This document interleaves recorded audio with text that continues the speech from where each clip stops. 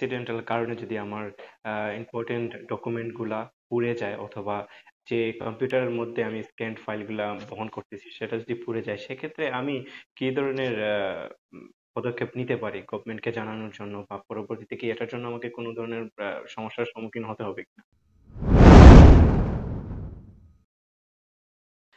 প্রথমত হলো যে এ ধরনের ঘটনা ঘটতে পারে। এই পুড়ে যেতে পারে, অ্যাক্সিডেন্ট হতে পারে, চুরি হতে পারে। এ ধরনের ঘটনা যদি ঘটে থাকে তো সেই জন্য আমরা আসলে স্ক্যান করে রাখাটা যুক্তিযুক্ত। আপনি অ্যাকাউন্টিং সফটওয়্যার যদি আপনি ব্যবহার করেন, এগুলো ক্লাউডে থেকে যাবে। আপনি আর্কাইভ করে রেখে দিলে এগুলো ক্লাউডে থেকে যাবে। প্রথম কথা, আপনার সেফটি আপনার কাছে থাকতে হবে। এরপরেও যদি আপনার কোনো কিছু পুড়ে যায়, আল্লাহ না করুক, বা চুরি হয়ে যায় বা নষ্ট হয়ে যায়, তাহলে সেই ক্ষেত্রে আপনাকে যে চুরি হয়ে যাওয়া বা পুড়ে যাওয়া এটার একটা ক্লেম করতে হবে গভর্নমেন্টের, বা এই যে আমরা নর্মাল জিডির মতো যেটাকে বলি, সেই ক্ষেত্রে গভর্নমেন্টের যে যথাযথ কর্তৃপক্ষ তাদেরকে জানাতে হবে যে আমার এটা হয়েছে এই বিষয়গুলো নিয়ে। সেই জিডি কপিটি বা সেই মানে সঠিক প্রক্রিয়ার মাধ্যমে যে কমপ্লেনটা বা এই ঘটনাটা আমরা জানালাম যথাযথ কর্তৃপক্ষকে, সেই কর্তৃপক্ষের কাছ থেকে যে ডকুমেন্টসটা আমাদের কাছে, এটা সাপোর্টিং ডকুমেন্টস হিসেবে আমরা অডিটরের কাছে পেশ করতে পারি, অডিটরকে জানাতে পারি। অডিটর এটা প্রসেস করবে। যদি গভর্নমেন্টের তরফ থেকে কখনো কেউ চায়, তাহলে এই ঘটনাটার যে গভর্নমেন্টকে আপনি জানিয়েছেন, সরকারি উপযুক্ত যথাযথ কর্তৃপক্ষকে জানিয়েছেন, সেই ডকুমেন্টসটি আপনার কাছে থাকলে আশা করি এই বিষয়টি আপনি জটিলতা মুক্ত হতে পারবেন। ধন্যবাদ। ধন্যবাদ আপনাকে। অনেক কাস্টমার বা ব্যবসায়ীদের মধ্যে দেখা যায় যে ওনাদের এফটি এর লগ ইনের ক্ষেত্রে একটা স্পেসিফিক ইউজার আইডি অথবা পাসওয়ার্ড থাকে। সেটা যদি কোনো কারণে ওনারা ভুলে যান, সেক্ষেত্রে কি পরবর্তীতে ওই টিআরএন নাম্বারটা কানেক্ট করা সম্ভব ওনার ব্যবসার সাথে?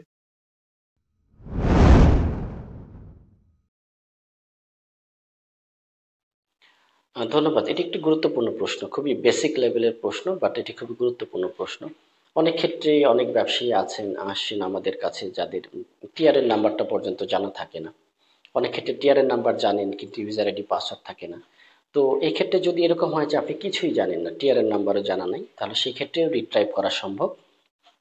আপনি যথাযথ কর্তৃপক্ষকে আপনি যদি মেইল করে দেন এবং সে সাথে উপযুক্ত ডকুমেন্টস দিয়ে, তাহলে তারা আপনার ওই স্পেসিফিক ইমেইলে অথবা মোবাইলে আপনাকে টিআরএনটি পাঠিয়ে দিবে। তারা ইউজার আইডি পাসওয়ার্ড দিবে না, তারা টিআরএন নাম্বারটি পাঠিয়ে দিবে প্রথমে। টিআরএন নাম্বারটি দিয়ে আপনি তখন একটি ওই সাইন আপ করে প্রোফাইল সাইন আপ করে যে করসপন্ডেন্সের নিচে সার্ভিস আছে, ওখানে যে টিআরএন লিঙ্ক অপশন আছে, সেই টিআরএন দিয়ে টিআরএন লিঙ্ক করবেন। টিআরএন লিঙ্ক অপশনে যাওয়ার পরে আপনি দেখবেন যে গভর্নমেন্টের তরফ থেকে বিভিন্ন ধরনের ডকুমেন্টস তারা চাচ্ছেন। সেই যথাযথ ডকুমেন্টস এবং আপনার রিকোয়েস্ট লেটার স্ট্যাম্প এবং সাইন করে অথরাইজ সিগনেটরি দ্বারা আপনি অ্যাপ্লাই করবেন। তো সেই ক্ষেত্রে একটা নির্দিষ্ট সময়ের পরে গভর্নমেন্ট ভেরিফাই করে যদি দেখে যে আপনি আসলে উপযুক্ত ব্যক্তি, তাহলে আপনার ওই ইউজারের সাথে টিআরএনটি লিঙ্ক হয়ে যাবে। তো এইভাবে আপনি টিআরএনটি লিঙ্ক করে নিতে পারেন। আর যদি আপনার কাছে টিআরএন আগে থেকেই থেকে থাকে, তাহলে মেইল করার কোনো দরকার নেই। আপনি সরাসরি সাইন আপ করে ইউজার ক্রিয়েট করে আপনি টিআরএন লিঙ্কে যে উপযুক্ত প্রয়োজনীয় ডকুমেন্টস যেটা চেয়েছে সেখানে দিয়ে অ্যাপ্লাই করে দিবেন। আপনার সবকিছু যদি ঠিক থাকে, তাহলে এফটি এর পক্ষ থেকে নির্দিষ্ট সময়ের মধ্যে আপনি টিআরএনটি লিঙ্ক হয়ে যাবে। ধন্যবাদ। একটি গুরুত্বপূর্ণ প্রশ্ন জানতে চাচ্ছি, যেটা হচ্ছে কাস্টমার থেকে আমরা পেয়ে থাকি যে কোম্পানির বয়স বা রেজিস্ট্রেশনের, কোম্পানি লাইসেন্স ফরমেশনের পরে এই কোম্পানির যদি বয়স 1 সপ্তাহ অথবা 1 মাস হয়ে থাকে, সেক্ষেত্রে কি উনি চাইলে ভ্যাটের জন্য রেজিস্ট্রেশন করতে পারবেন?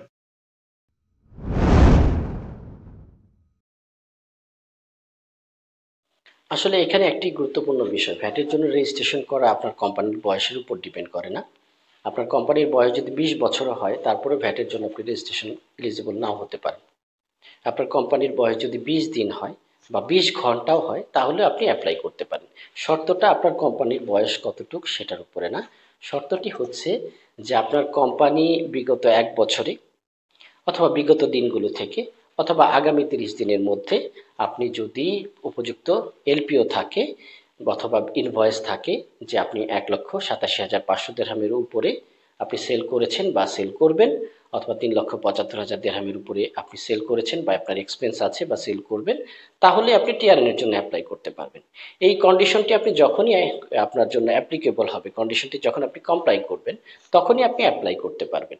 এটি আপনার লাইসেন্সের বয়সের সাথে কোনোভাবে সম্পৃক্ত না। এটি হচ্ছে ইলিজিবিলিটি এই ক্ষেত্রগুলোতে হয়। আপনি যখনই ইলিজিবল হবেন তখনই অ্যাপ্লাই করতে পারবেন। আর সবকিছু ঠিক যদি থাকে, গভর্নমেন্ট ভেরিফাই করে দেখে যে এভরিথিং ইজ ওকে, তাহলে আপনাকে টিআরএন প্রদান করবেন। ধন্যবাদ। কোনো কারণে ভ্যাট রিটার্নের সময়, সাবমিশনের সময় যদি আমরা মনে করেন কোনো সেলসের অথবা পারচেসের ইনভয়েসে ভুলবশত যদি অ্যামাউন্টগুলো বেশি বা অনেক কম দিয়ে ফেলি এবং সাবমিশনটা করে ফেলি, সেক্ষেত্রে পরবর্তীতে এটা কোনোভাবে চেঞ্জ করা কি সম্ভব হবে?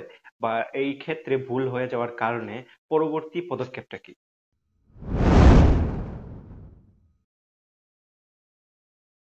ধন্যবাদ, অনেক গুরুত্বপূর্ণ প্রশ্ন। আমরা জানি যে আমরা সাবমিশন করার পর থেকে একটা নির্দিষ্ট সময় পর্যন্ত এটি এডিট মোডে থাকে। অর্থাৎ এটি ওই সময়ের মধ্যে যদি আপনি ভুলটাকে আইডেন্টিফাই করতে পারেন, তাহলে আপনি ওই ভুলটাকে শুধরে নেবেন। কিন্তু যখনই এটা সাবমিটেড হয়ে যাবে, রেফারেন্স নাম্বার জেনারেট হয়ে যাবে, এরপরে যখন আপনি ভুলটাকে সংশোধন করতে পারবেন তখনও সেক্ষেত্রে আপনার ভিডি বা ভলেন্টারি ডিসক্লোজার সাবমিশন বলে, এটা করতে হবে। সেক্ষেত্রে অ্যামাউন্টের যদি কোনো রকম চেঞ্জেস হয় তাহলে অ্যাডমিনিস্ট্রেটিভ পেনাল্টি আপনার 3,000 দিরহাম পর্যন্ত আসতে পারে। বাট উপযুক্ত ডকুমেন্টস, উপযুক্ত কাগজপত্র রিকোয়ারমেন্টস সহকারে আপনি সাবমিট করতে পারবেন। ইনশাল্লাহ আপনার এটা অ্যাকসেপ্টেড হয়ে গেলে আপনি ফান্ডটি রিটার্ন পাবেন, এবং সেই সাথে আপনার 3,000 দিরহামের একটা পেনাল্টি আসার সম্ভাবনা আছে অ্যাডমিনিস্ট্রেটিভ। ধন্যবাদ। আমার একটা কোম্পানি আছে যেটার এক্সিস্টিং টিআরএন আছে, সেম কোম্পানিরই আমি ব্রাঞ্চ করেছি। সেক্ষেত্রে কি ওই কোম্পানির জন্য আলাদাভাবে ভ্যাট রেজিস্ট্রেশন করা দরকার কি, নাকি অন্য কোনো পদক্ষেপ আছে সেটার ক্ষেত্রে?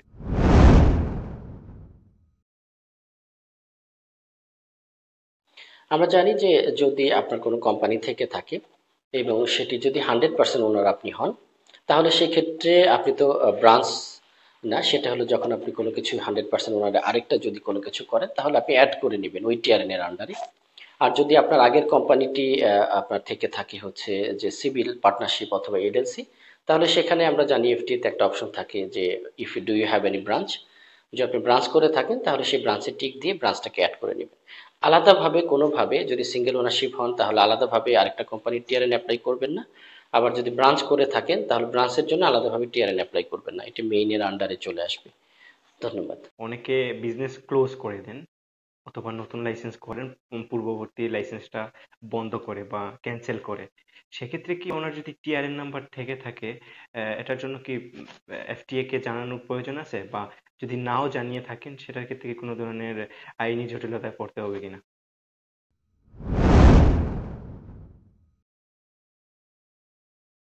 আচ্ছা, বিষয়টি যেটা হচ্ছে আইনি জটিলতা তো ভিন্ন একটি খাত, ভিন্ন একটি বিষয়, সেটা আইন প্রয়োগকারী সংস্থাই বলতে পারবে। বাট কি জটিলতাটা হয় সেটা হলো যে আপনি লাইসেন্স যদি ক্লোজ করে দেন, লিকুইডেশন করে দেন, বা আপনি ক্যান্সেল করে দেন, সেক্ষেত্রে কিন্তু আপনার এফটিএ কিন্তু জানে না যে আপনি লাইসেন্সটি ক্যান্সেল করেছেন। তো সেক্ষেত্রে এফটি এর গতানুগতিক ধারা অনুসারে ফাইল জেনারেট হতে থাকে, এবং নির্দিষ্ট সময় ফাইল না করার কারণে 1,000, পরবর্তীতে যদি সাবমিশন না করা হয় 2,000 করে ফাইন আসতে থাকে। তো একটা নির্দিষ্ট সময়ের পরে যদি এফটিএ মনে করে যে যাদের অনেক পেনাল্টি হয়ে গেছে তাদের আইনগত ব্যবস্থা নিবে, এফটিএ যদি মনে করে, তাহলে সে নিতে পারে, তখন আপনাকে সাথে যোগাযোগ করা হবে। তখন আপনি এক ধরনের আইনগত জটিলতায় পড়ে যেতে পারেন। তখন আপনি যদি বলেন যে আমি জানতাম না, তো এই কথাগুলো তখন এফটিএ কিভাবে গ্রহণ করবে সেটা এফটিএ এর বিষয় বা সরকারের বিষয়। কিন্তু অবশ্যই এই ধরনের যে ঘটনাটি আমি মানে গুরুত্ব সহকারে বলতে পারি যে অবশ্যই ফাইনগুলো চলতে থাকবে, আপনার সাবমিশনগুলো ফাইল জেনারেট হতে থাকবে। তো যদি সাবমিশন না করা হয় ফাইনগুলো চলতে থাকবে। তো এরপরে আসলে এখানে আইনগত জটিলতা কি হবে বা এফটিএ কি বলবে, আপনাকে মাফ করে দেবে নাকি পেনাল্টি দিতে হবে, এগুলো এফটিএ বলতে পারবে, গভর্নমেন্টই বলতে পারবে। বাট এই ধরনের একটা জটিলতার মধ্যে আপনি পড়তে পারেন, এবং সেটার কনসিকুয়েন্স ওই সময় গভর্নমেন্ট যেটা বলবে সেটাই আপনাকে পালন করতে হবে। ধন্যবাদ। যদি কোনো কোম্পানি যারা পূর্ববর্তীতে টিআরএন নাম্বারের সাথে টিআরএন এর জন্য রেজিস্ট্রেশন করেছিল এবং বিজনেস পরিচালনা করেছিল, কিন্তু বর্তমানে ভ্যাটের যে থ্রেশহোল্ডটা থাকে বা টার্নওভার থাকে সাবমিশনের জন্য, সেটা অনেক নিচে চলে এসেছে। মান্থলি দেখা যায় যে 15,000 বা 10,000 দেড়হাম হয়েছে ওনার সেল, সেক্ষেত্রে কি ওনাদের ডিরেজিস্ট্রেশন করাটা ভালো হবে নাকি? সেটা অনেকে কোয়েশ্চেন করেন যে আমি তো এটা ক্যান্সেল করতে চাচ্ছি, এখন কি পসিবল হবে কিনা ক্যান্সেল করার টিআরএন নাম্বারটা?